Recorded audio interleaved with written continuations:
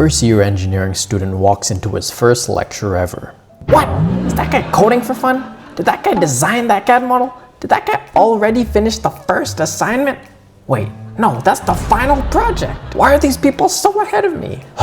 Look, it's because you're a Pretend-gineer. A Pretend-gineer? Yeah, a Pretend-gineer. And if you want to get to their level, you got to be passionate. You got to do more than the bare minimum. And you got to see engineering as something more than just a juicy, fat paycheck.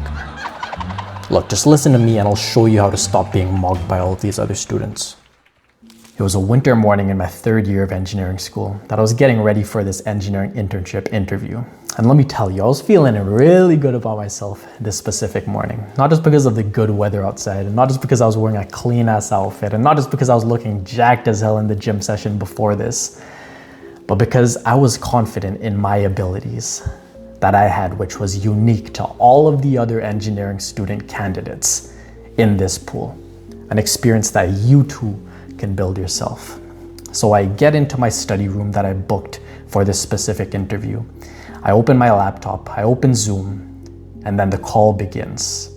There's 3 other interviews inside of the call with me, and we get to small talk. And I crack a few jokes here and there. I loosen up, they loosen up, the vibe's already good. So the first interviewer asked me the first question, tell me about yourself. So I get to it. I tell them the secret sauce that I have, which is unique to everyone else. I tell them I have the skills of 3D modeling, the skills of mechanical design, and the skills of critical thinking, which is needed for this position. I tell them that I have these skills because I'm actually passionate about engineering, as I've been making personal projects for the past year. And this is the secret sauce, making personal projects. And I knew that nobody else has this because a lot of people out there are not actually that passionate about engineering and are willing to do more than the bare minimum outside of the standard coursework in engineering school. Like, tell me, am I fucking wrong? You see all of these other people playing video games in class. You really think those guys are gonna be making personal engineering projects on their own free time when they gruel assignments in the first place? No, obviously fucking not. So that's why I felt so confident at this moment. So I tell them about my personal projects. I tell them about how I made a YouTube channel to present all of my personal projects. And I tell them about how I mastered the skills necessary for this internship position due to these personal projects. I tell them to open up my portfolio, which had all of my projects in it. And a little side point, I have these portfolio templates inside of the program linked down in the description. And then I also tell the recruiters that they can look at my YouTube channel if they'd like to see the videos about these personal projects. And after I'm done talking about myself, telling them a little bit about myself, I can just tell that they're feeling good about this already. So the second recruiter, he's already looking at my YouTube channel right here and he's looking really impressed. I can see his wide eyes. He had like this smile on his face knowing that I'd be a good fit for this position. And he asked me more questions about the projects. He's like, wow, you got this rotary engine right here. Could you tell me a bit about why you decided to do this project? And I just go at it. I say, yeah, I'm really passionate about engineering, more specifically 3D modeling, mechanical design. So making a rotary engine was not really a hard task for me. It's what I'm passionate about anyways, because I am passionate about machinery. After I tell him this, he's like, oh yeah, you have some 3D printing skills, I see. We also do have 3D printers here. And then we go on to talk about which 3D printers we have. I tell him that I have the Bamboo Lab A1. He tells me that they have Prusa Mark IVs, Prusa Core ones. And then we're just vibing at this point. We're fucking vibing. We're not even like 5 minutes into this interview and I already know it's going well. So I answer every single question that they throw at me with ease. What I haven't told you at this point is that this interview was actually for 2 roles that I applied for this company. And at the end of this interview, they asked me, which role would you like to work for? Do I need to say any more? It's just fucking obvious that they want me to work at this company. And what was the reason for that? What was it? Did I have any design club experience? No, I didn't. Did I do any research with professors? No. Did I have any prior industrial experience? No. Did I join the co-op program at my university? No. Did I have any connections even? No. I didn't know anyone at this company. I didn't have anything that people said that I should have had, connections, prior experience. No. I built my experience on my own, not through design clubs, not through the industry, but on my own free time.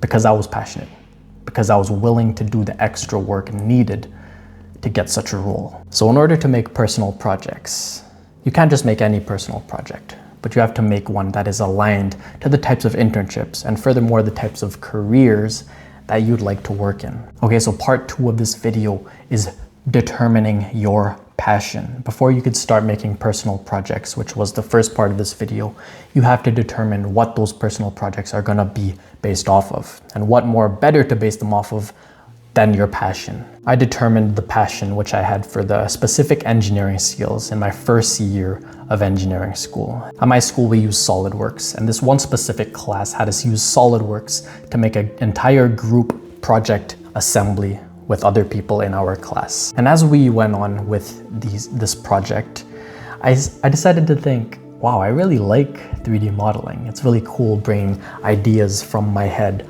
onto the computer screen, which would eventually be assembled with all of my other peers' assemblies themselves.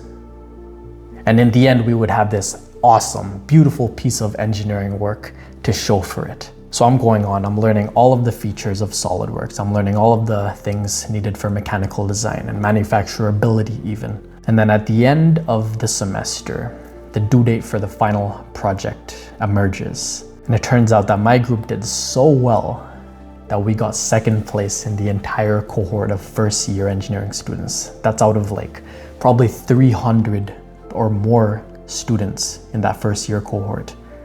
And we got second place. I was like, you know, I'm starting to fucking like the skill of 3D modeling. So I just keep making personal projects which were related to 3D modeling and use SolidWorks. And I found my passion. That's how I did it, through my classes. You find your passion when you actually take your classes seriously and experiment with the types of projects that are going around in each of your classes. Don't just think of your classes of this thing that I have to do, a checklist. No, don't think of that at all. But think of it as an opportunity to see whether or not this sort of skill is suitable to you. Okay? Because not all of the skills out there, like making PCBs or using microcontrollers, those skills aren't going to be useful to everyone, or aligned with everyone or suitable for everyone, should I say. Like for me, I don't really want to make PCBs for the rest of my engineering career. And during your first year is the time to do that, or even any other time period in your university experience. Take every class that you have in university as an opportunity to see whether or not it's suitable for you. PCB design, is it suitable for you? Microcontroller design, is it suitable for you? 3D modeling, is it suitable for you? Structural design, structural analysis, that's suitable for you? Ask yourself these questions throughout each one of these classes. And then eventually you will determine that passion for the types of skills in engineering. Now, another thing that you have to determine for your passion in engineering is that industry that you would like to work in the future when you actually get a career in engineering, okay? So the first thing that I talked about is the passion for skills, and the second thing that I want to talk about is the impact that you want to have on this world. Because think about it, engineering has the most impact on the world. Look outside, you see cars, who's it made by? Engineers. Look at this phone, who's it made by? Engineers. Microphones, who's it made by? Engineers. Laptops, who's it made by? Engineers. This house, who's it made by? Engineers. Engineering is everywhere. So think about how you want to impact this world through engineering. Do you want to make microphones? Do you want to make cars? Do you want to build sustainable forms of energy to power this world? Do you want to build renewable forms of energy to slow down climate change? Do you want to work in the rocketry industry to detect unidentified flying objects in the sky? Do you want to work in any other engineering industry out there? There are thousands you can choose from. So determine it. What field of engineering you would like to work in order to help humanity. If you don't have any idea of what type of field you would like to work in, or what types of skills you might be passionate about, you could discuss these kinds of things in the program that I mentioned earlier in the link in the description. They also have courses in there where you could build personal projects and determine what type of role and what type of industry would be suitable for you. So I really recommend that you check it out. You can even talk to me one-to-one through text, and if not, no pressure. Now, the third and final part of this video is getting internships, all right? Internships are super duper important in order for your career development after university once you actually graduate. Because a lot of engineering students, they just want to finish their degree as soon as possible. Oh, I want to get it only within 4 degrees or 4 years. But then after those 4 years, what happens? Job rejection, job rejection, job rejection. I can't find a job, I can't find a job. Why? It's because you don't have any industrial experience. You didn't leverage the ability of an engineering student to get an internship. Because a lot of internship recruiters out there, they only hire engineering students. And these engineering students around you, they don't leverage the state that they're in of an engineering student in order to get an engineering internship. And when it's too late, once they're actually graduated, they can't really get an engineering internship anymore. Because yeah, there are some internships that hire graduates, but most engineering internships only hire students. Don't wait till it's too late to get industrial experience. Most engineering recruiters don't want to hire a new graduate who just focused on getting a straight A report card or focused on partying in college. No other recruiter out there for the engineering industry wants to hire someone who wasn't serious about their career and just wanted to finish the degree as fast as possible. Okay, so that's why you have to look for an internship. And in order to get an internship, as you heard from my story before, you're gonna have to have some baseline level of experience. And that baseline level of experience can be design clubs, it can be research with profs, it can be personal projects, which was what I did, or it could be even group projects, dominating as the leader in your course group projects. Like I have a lot of stories where I talked about in my other videos on this channel.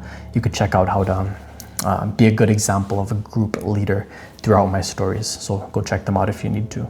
But once you have this baseline level of experience, now you have to apply to internships. And I don't recommend you to spray and pray, okay? If you don't have the capability for an internship role, some people will say, oh, just apply for it anyways. But realistically, are you gonna land that position if you don't have any experience necessary for that position, any of the skills necessary for that position, and not even passionate about that specific industry?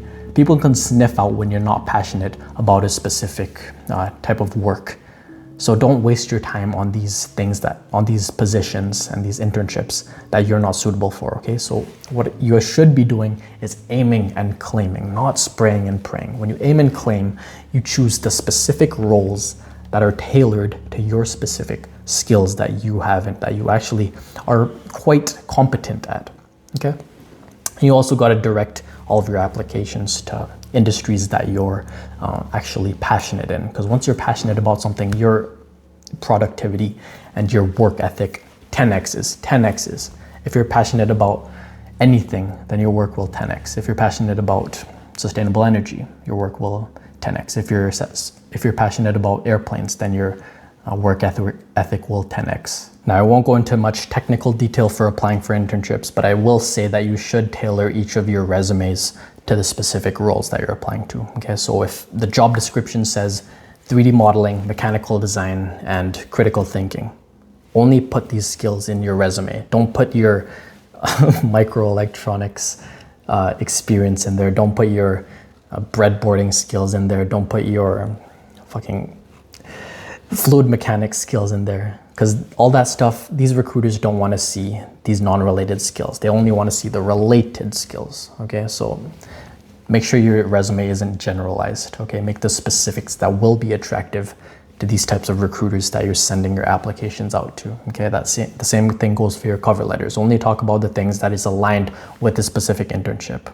Otherwise, it's just gonna look like you're a spray and prayer. And look at the engineering recruiters out there. Do you really think that they read every single word of these cover letters? If they see that it's not related to this internship that we're talking about right here, that is at hand, they're just gonna toss it. Quite frankly, they're just gonna toss it. If you had to go through thousands of applications per day, would you read every single one of them? It's just the hard truth, okay? So that's the final piece of advice that I have to give to you. Program link down in the description if you want my further mentorship. And thank you so much for watching. See you next time.